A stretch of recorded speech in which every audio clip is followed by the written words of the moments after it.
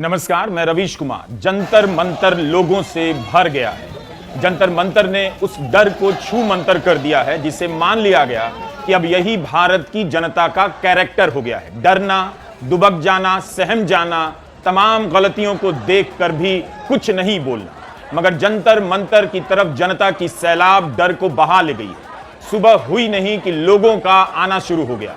जंतर मंतर की तरफ आने वाले रास्ते तुरंत ही भरने लग गए। जमाने बाद कनॉट प्लेस उस जनता से भरा नजर आया जो खुद चलकर आ रही थी, जिसे किसी ट्रक में नहीं लाया गया। ऐसा नहीं था कि गोदी मीडिया पर इस आंदोलन का वॉल टू वॉल कवरेज किया जा रहा था। दिन रात 20 कैमरों से एंगल से कवरेज हो रहा था। ऐसा बिल्कुल नहीं था। और गोदी मीडिया किस तरह से कवरेज कर रहा है आज भी आप अपने घर में न्यूज चैनलों पर देख सकते हैं कि जब जनता सड़कों पर निकली है, गोदी मीडिया कहां है। दिल्ली की जनता इतनी बड़ी संख्या में उतर गई और आज उसके बारे में सूचनाओं को लेकर अफरा तफरी मची हुई है। किसी तक ठीक सूचना नहीं पहुंच रही है और सूचनाओं का तुरंत आना संभव भी नहीं। हमारे सहयोगी भी वीडियो ले चुके हैं मगर भेज नहीं पा रहे क्योंकि नेटवर्क की भयंकर समस्या हो रही है। उन्हें चलकर काफी दूर तक जाना पड़ रहा है। लोगों के फोन में भी वीडियो होंगे मगर उनके जरिए आप तक सूचनाएं नहीं पहुंच रही हैं। यहां आने वाले लोगों ने कई तरह के सवालों के जवाब दे दिए हैं। डर और भ्रम दोनों को हराते हुए लोग जंतर मंतर की तरफ बढ़ते जा रहे हैं। जिससे भी पूछिए यही बता रहा है, बहुत बड़ी संख्या में लोग हैं। डर का जिक्र हम इसलिए कर रहे हैं कि 2019 में नागरिकता कानून के विरोध में दिल्ली में जब आंदोलन हुआ तब उन आंदोलनों पर कितना हमला किया गया। याद कीजिए, गुंडे भेज दिए गए, पिस्टल लेकर गुंडे आए और गोली चलाने लगे। धर्म के नाम पर गोली चलाते रहे। उनकी तस्वीरें छप गई मगर वो जेल से बाहर आ गए। लेकिन उमर खालिद, शर्जिल इमाम को आज तक जमानत नहीं मिली। गुलफिशा फातिमा, खालिद शैफी को जमानत मिली भी तो कितने साल जेल में रहने के बाद। उस आंदोलन का देश की जनता पर, दिल्ली की जनता पर इतना भयंकर असर हो गया कि लोग आंदोलन में जाने से डरने लगे। कितनी बार कहा गया है कि नीट कोई मुद्दा नहीं। आपको गोदी मीडिया ने यकीन दिला दिया कि नीट की परीक्षा तो हो गई, अब एडमिशन की प्रक्रिया शुरू होने वाली है। लेकिन इस आंदोलन में लोग केवल नीट को लेकर नहीं आए हैं। उनके भीतर इस सरकार को लेकर पिछले 12 साल से जो सवाल भर गए थे, उन सभी सवालों को इन पोस्टरों पर लिखकर लाए हैं। सरकार के साथ कोर्ट, पुलिस, मीडिया को लेकर भी सवाल नजर आते हैं इन पोस्टरों पर। इस पोस्टर को ध्यान से पढ़िए, क्या लिखा है। ये जो झूठ पे पले हैं, ये जो दूध के हैं धुले, इन्हें क्या खबर कि ये लब मेरे हैं नहीं सिले। मतलब जो सरकार और गोदी मीडिया समझ रहे थे कि जनता चुप हो गई है, बोलना भूल गई है, वह जनता बता रही है कि उसके होठ उसके हैं, सिले हुए नहीं हैं। They tried to bury us, they didn't know we were seeds. कितनी बड़ी बात लिखी है इस पोस्टर में कि सरकार जनता को गाड़ देना चाहती थी, लेकिन उसे पता नहीं था कि हम बीज हैं। गाड़ोगे तो पेड़ या पौधा बनकर निकल आएंगे। Dissent is the backbone of democracy. ये किसने कहा था? प्रधानमंत्री मोदी ने कि आलोचना लोकतंत्र की आत्मा है। यह पोस्टर याद दिला रहा है कि आत्मा नहीं है, रीढ़ है। रीढ़ ही सीधी नहीं होगी तो आत्मा सायोनी घोष या तृणमूल के 20 सांसदों की तरह एनसीपीआई में चली जाएगी। आप लोग आज यहाँ पे देखेंगे, यहाँ पे आपको हर तरीके के रंग मिलेंगे। हरा, नीला रंग, नारंगी, सफेद। यहाँ पे कोई आज हिंदू मुस्लिम नहीं है। समाज के हर हिस्से से यहाँ पे आज कोई हिंदू मुस्लिम नहीं है, कोई सिख ईसाई नहीं है। यहाँ पे सब आज सच्ची में भाई बहन सब लोग जुटे हुए हैं। और मुझे गर्व फील हो रहा है कि मैं आज यहाँ पे आप सबके बीच हूँ। मुझे मेरे बाप ने पढ़ाया, मेरे को यहाँ तक पहुँचाया है आज। And I am very very very much proud of my self, very much proud of my country right now कि हमारे देश के जो नागरिक आज भी जागरूक हैं। I am so proud of you all. लेकिन दिस इज रियली बहुत सुंदर है। ये होना चाहिए। कहावत है ना, मुझे पता नहीं किसने कहा है, लेकिन एक महान लोग ने कहा है कि अगर सड़कें खामोश हो जाएंगी तो संसद आवारा हो जाएगी। सड़कें देखिए आप, लवली। ये है जो होना चाहिए, जो हमारी डेमोक्रेसी को कंट्रोल में रखेगा। Yes, that is it. 10-12 साल से नहीं हुआ था और अब समझ में आएगा सरकार को कि क्या है ये, उन्हें किस हिसाब से काम करना चाहिए। लवली। हार नहीं मानेंगे हम जब तक हमें जस्टिस नहीं मिलेगा, जब तक हमें ऐसी सरकार नहीं मिलेगी जो एक्चुअली में फेयर हो और एक्चुअली में बिगटेड ना हो, तब तक हार नहीं मानेंगे हम। तो हौसले हमारे बुलंद रहेंगे।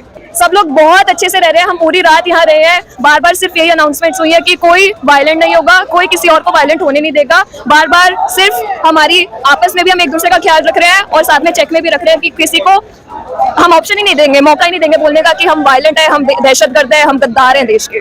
इतनी बड़ी संख्या में लोग आने लगे कि सुरक्षा कारणों से मेट्रो को बंद करना पड़ा है। जनपथ, राजीव चौक, पटेल चौक, सेंट्रल सेक्रेटेरिएट, सेवा तीर्थ मेट्रो स्टेशन को बंद कर दिया गया कि और लोग ना आ जाएं, क्योंकि लोग बहुत तादाद में जंतर मंतर की तरफ बढ़ने लगे थे। पता चलने लगा कि वहां हजारों लोग पहुंच गए हैं, उनके पीछे और हजार निकलने की तैयारी में थे। लोगों तक जंतर मंतर की सूचना हो सकता है देर से पहुंचे। गोदी चैनलों पर सीमित कवरेज नजर आ रहा है, जनता को ही मीडिया नकार रहा है। यह इस देश की हालत हो गई है। लेकिन एक ऐसे समय में जब कोई भी नेता मैनेज हो जाता है, रातों रात बिक जाता है, झुक जा रहा है, जंतर मंतर पर पब्लिक अपनी रीढ़ लेकर आ गई है। गजब का नजारा है जंतर मंतर का आज। जंतर मंतर पर कई दिनों से पुलिस का इंतजाम बढ़ाया जा रहा था। रविवार से उसकी तैनाती अप्रत्याशित रूप से बढ़ने लगी। इन खबरों ने लोगों को आशंकित तो किया ही होगा कि इतनी पुलिस से नहीं जाते। सर्विलांस कैमरा देखकर बहुत सहम गए होंगे कि बाद में उमर खालिद की तरह केस ना हो जाए और सालों साल तक बेल ना मिले।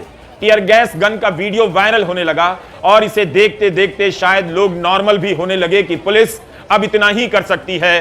पुलिस से ज्यादा लोगों को सरकार पर शक रहा होगा कि सोमवार को दमन हो सकता है, सोमवार को पुलिस कार्रवाई कर सकती है। उसकी मौजूदगी भय का विस्तार करती जा रही थी। लेकिन लोगों को देखकर लोग आने लगे तो उनके बीच पुलिस को लेकर भय भी जाने लगा। रविवार 19 जुलाई को जंतर मंतर पर भारी उमस के बीच हजारों लोगों की मौजूदगी ने पुलिस का डर उनके भीतर से खत्म कर दिया गया होगा और पुलिस को भी मैसेज गया होगा कि यह जनता का आंदोलन है, उसे जनता की सुरक्षा के लिए रहना होगा, ना कि किसी के इशारे पर दमन के लिए।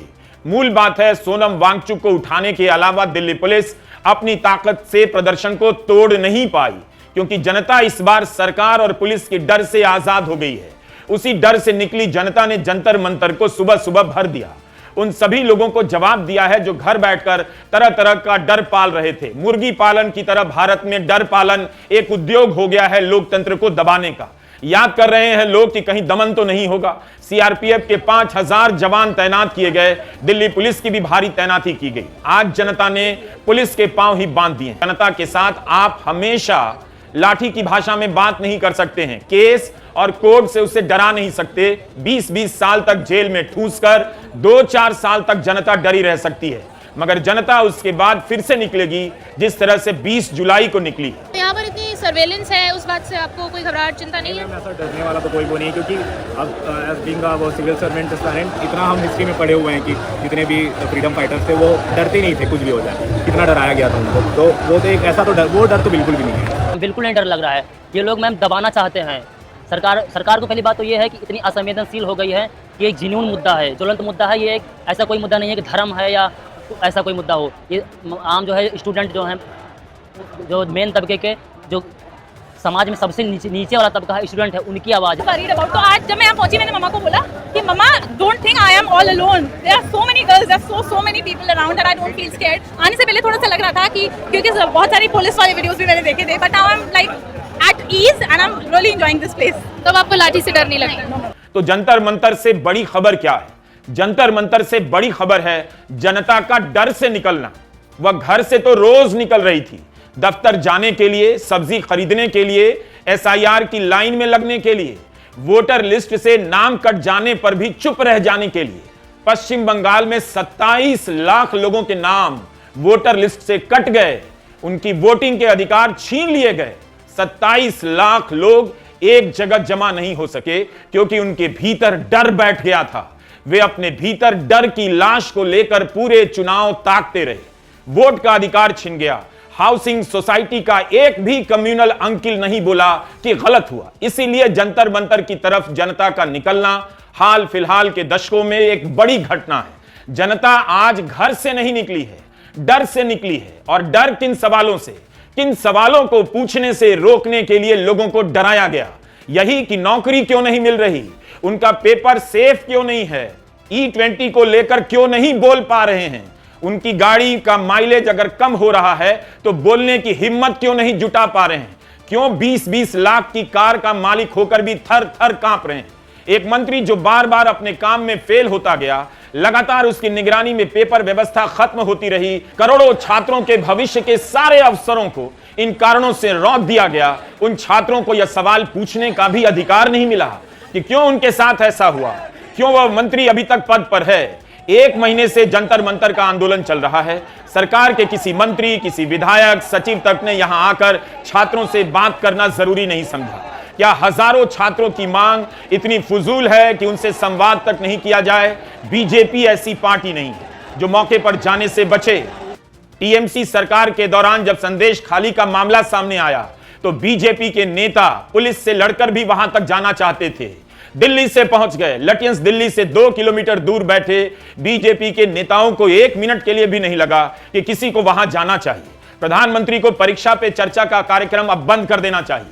अगर वे इन छात्रों से परीक्षा पर बात करने के लिए नहीं आ सके, ना बुला सके, ना किसी को भेज सके, तब फिर किस मुंह से सरकार परीक्षा में स्ट्रेस नहीं लेने की बात कह सकती है? इससे बड़ा तनाव क्या है? और इस पर ही परीक्षा पे चर्चा नहीं। तो आज जनता डर से निकली है, डर के अलावा भ्रम से भी निकली है। गोदी मीडिया कैसा कैसा भ्रम फैलाता है कि चीन का हाथ हो सकता है। क्या ये लोग चीन का आई कार्ड लेकर निकले? अपने ही देश के किसानों को इस गोदी मीडिया ने आतंकवादी कहा। शायद इसीलिए सरकार नागरिकता के नाम पर डराती है।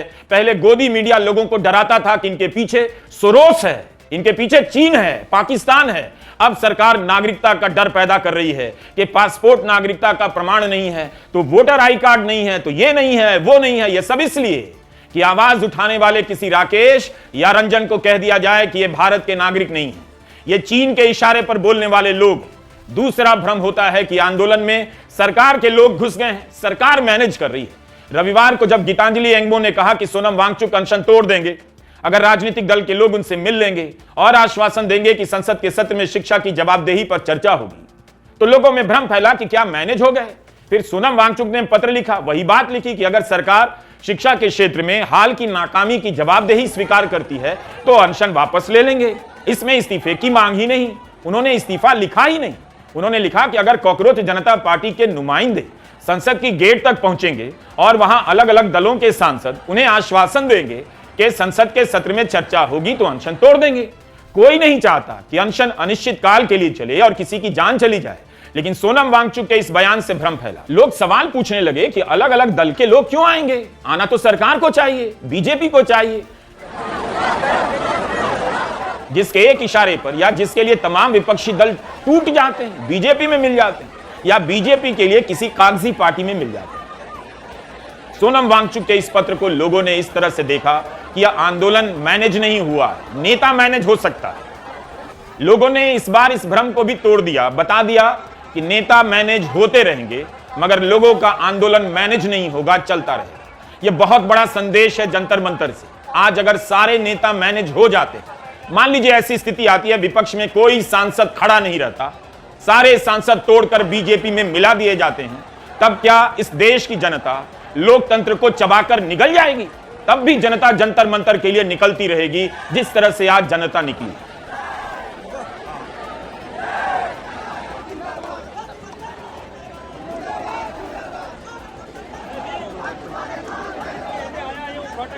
क्योंकि एक सवाल आप खुद से पूछिए, आप कहां रहते हैं, किस शहर में रहते हैं? क्या आपके शहर में एक भी सरकारी कॉलेज ऐसा है जिसका दुनिया में नाम हो, जहां पढ़ने के बाद मार्केट भी लोहा मानता हो कि इसके बच्चे अच्छे हैं? इसका जवाब आपको मिल जाएगा। हो सकता है कुछ शहरों में कुछ कॉलेजों के नाम मिल जाए, लेकिन ज्यादातर शहरों में एक भी सरकारी कॉलेज नहीं मिलेगा जहां कम पैसे में साधारण गरीब आदमी का बच्चा अच्छी तालीम पा सके। यह कैसा देश है जहां एक ढंग का सरकारी कॉलेज, सरकारी अस्पताल नहीं? कब तक चलेगा ऐसा? इसका नुकसान किसे हो रहा है? गरीब साधारण घर के बच्चों को हो रहा है। वो घंटों पढ़ते हैं मगर उन्हें किसी ने ठीक से पढ़ाया नहीं, इसीलिए नतीजा मेहनत करने के बाद भी नहीं आता और पिछड़ जाते हैं।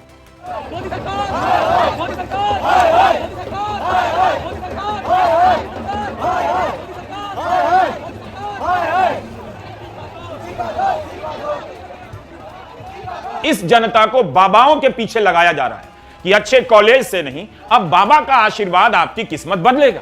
नतीजा क्या होता है? कॉलेज को फीस दो, ट्यूशन में फीस दो, बर्बाद करो खुद को, अपने समय को, जीवन को। औसत पढ़ाई से कुछ भी हासिल नहीं होता।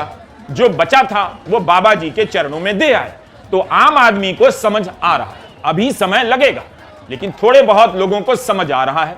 जिसे भी समझ आ रहा है वो आज जंतर मंतर की तरफ चला जा रहा था। ये वही लोग, सिपाही को भी पता है कि उसकी नौकरी कितनी मुश्किल हो गई है। वो किसी तरह सीआरपीएफ का जवान तो बन गया, दिल्ली पुलिस का जवान तो बन गया, मगर क्या वो अपनी इस पूंजी से अपने बच्चों को आगे इंजीनियर, डॉक्टर बना सकता है? कैसे बना ले?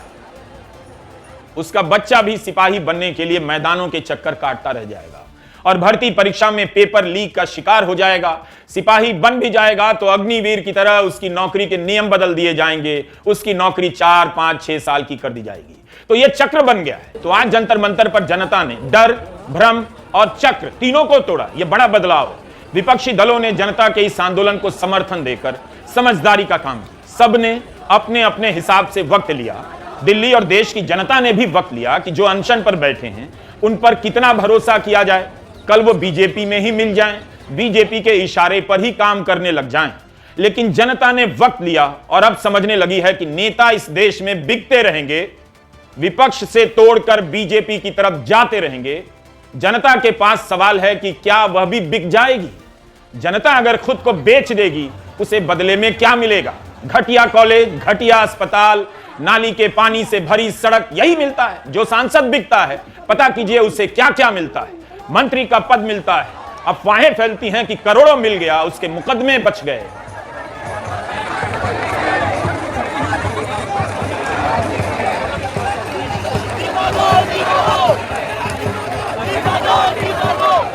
इसलिए जनता समझने लगी है कि नेता बिक सकता है, दल बिक सकते हैं, दल तोड़े जा सकते हैं, पब्लिक को नहीं बिकना है और उसे नहीं डरना है। विपक्षी दल भी इस डर से बाहर आ गए। तृणमूल के 20 सांसदों को रातों रात तोड़ दिया गया। बीजेपी में नहीं जा सके तो त्रिपुरा में पंजीकृत पार्टी में शामिल हो गए। इस तरह का मजाक हुआ इस देश में, इसके लोकतंत्र के साथ। विपक्षी दलों में भी अब डर से निकलने की हिम्मत आ रही है। इसीलिए रविवार को उन्होंने संसदीय कार्य मंत्री की बैठक से बहिष्कार कर दिया, क्योंकि तृणमूल कांग्रेस के 20 सांसद एक नई पार्टी एनसीपीआई के नाम के साथ बैठे थे। किसी ने इसका नाम तक नहीं सुना लोकसभा चुनाव में, और उस पार्टी के आज 20 लोकसभा सांसद हैं। इससे बड़ा मजाक इस देश की जनता के साथ क्या हो सकता है? इस लोकतंत्र को फर्जी बनाने की ये सब घटनाएं हैं। जनता आज जंतर मंतर पर पहुंचकर फिर से लोकतंत्र में नकली घी के कारोबार को खत्म करने निकली है, फर्जी से असली बनाने निकली है। सरकार को लगा होगा कि जब वो इतना कुछ कर सकती है तो जनता को भी तोड़ सकती है, डरा सकती है। विपक्ष डर से निकला, तोड़ लो उसकी पार्टियां, तोड़ लो उसके सांसद, लेकिन जो बचा हुआ है, जितना बचा हुआ वो डर कर नहीं जिए। एक साथ दो बड़ी घटना दिल्ली में हुई। विपक्षी गठबंधन तृणमूल के सांसदों के लिए बनाई गई एक कागजी पार्टी के मुद्दे पर बाहर आती है और दिल्ली की जनता अगले दिन आंदोलन के नेता के मैनेज होने की आशंका, अफवाहों को किनारे करते हुए सड़कों पर आती है। ये दोनों नई घटना, जनता में विश्वास चला गया था कि उसकी आवाज आंदोलन में बदल सकती है। हर आदमी को लगने लगा था कि उसकी आवाज अकेले की है, डर से दूसरा उसके साथ नहीं है। मगर जंतर मंतर पर आज एक एक आदमी की आवाज आंदोलन में बदल चुकी है। यह बहुत बड़ा बदलाव, जनता का डर से बाहर आना। धर्मेंद्र प्रधान इस्तीफा दें ना दें कोई फर्क नहीं पड़ता। यह जनता जान गई है कि सरकार सुनती नहीं, मगर जनता यह दिखाने आ गई, सरकार भले ना सुने, जनता सुनने समझने लगी। उससे भी बड़ी बात है, बोलने लगी है। 20 जुलाई का दिन भारत जैसे देश में डरा दी गई जनता की मुक्ति का दिन बन गया है। यह दिन डर के आगे जीत का दिन बन चुका है। बारिश को लोग उस पेयजल की तरह पी गए जिसका नारा ही है डर के आगे जीत। जंतर मंतर से लाइव कवरेज करना मुश्किल। लाइव कवरेज का संसाधन गोदी चैनलों के पास है, जिसे सरकार कई 100 करोड़ के विज्ञापन देती है। वो पैसा आपके टैक्स का है, आपके ही आंदोलन का कवरेज उस अनुपात में नहीं हो। कई लोग पूछते हैं कि मैं जंतर मंतर पर क्यों नहीं, लेकिन आप देखिए कि जंतर मंतर पर होने वाली घटनाओं का हमने कितना समग्र कवरेज किया है, कितनी बातें जोड़ी। यह काम ग्राउंड से नहीं हो पाता, ग्राउंड से भी रिपोर्टिंग बहुत जरूरी है। हमारे सहयोगी हैं और थे, तभी वहां से लोगों की प्रतिक्रियाएं पहुंच रही थी और जनता भी वहां से वीडियो हम तक पहुंचा रही थी। हम अगर आज के दिन वहां होते तो यह वीडियो अब तक नहीं बन पाता। हम वहीं का देख पाते जहां हम घिरे होते। हमारी टीम इतनी बड़ी नहीं कि 4 लोग पीछे से वीडियो देख रहे हैं, उसके हिसाब से स्क्रिप्ट लिख रहे हैं और तुरंत का तुरंत न्यूज चैनलों की तरफ वीडियो अपलोड हो रहा है। न्यूज चैनल में यह सब हो सकता है क्योंकि एक आदमी के पीछे बहुत लोग होते हैं। कोई वीडियो रिकॉर्ड करता है, कोई उस वीडियो को लेकर दौड़ रहा होता है ओबी वैन की तरफ, वहां से जाता है न्यूज रूम की तरफ। आज नेटवर्क की भी जंतर मंतर के इलाके में काफी दिक्कत है, इसलिए आप तक लाइव कवरेज की तरह सूचना नहीं पहुंचा पा रहे। अगर हम वहां होते तो अपने वीडियो के साथ यहां वहां भाग रहे होते कि किसी तरह एडिटर्स को पहुंचा दूं, लेकिन यहां होने के कारण हम तक जो भी वीडियो पहुंचे हैं उसके जरिए हम एक वीडियो बनाने में सफल हुए हैं और जंतर मंतर पर लोगों के पहुंचने की घटना को समझ पा रहे हैं, आप तक पहुंचा पा रहे हैं।